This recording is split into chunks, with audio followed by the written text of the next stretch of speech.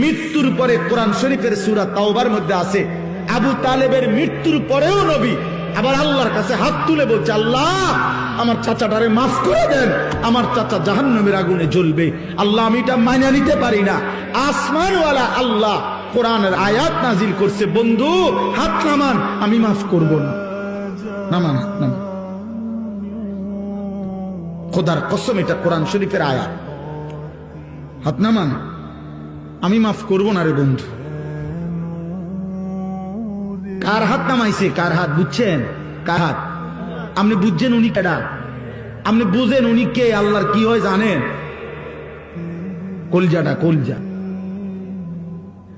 ওই মালিকের কলজার টুকরা এটা। তিনি মাহবুব, তিনি হাবিব। এই কায়নাতে এর চাইতে প্রিয় ওনার কে? তো তার হাত নামাই দিছে বেটা, ওনার হাত নামাই দিছে। নামান, আপনি হাত নামান।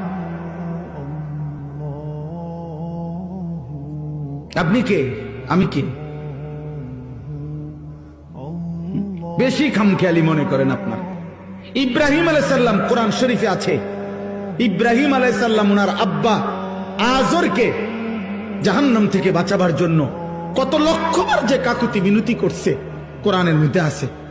শত শতবার ইয়া আবাতি, ইয়া আবাতি, ইয়া আবাতি, ইয়া আবাতি কোরআন শরীফে আছে। আব্বা, এই আব্বা, এই আব্বা, আব্বা আপনি ইমান আনেন, ওই বাপ ইমান আনেন, বাপ ইমান আনেন, ইমান আনেন, ইমান আনেন।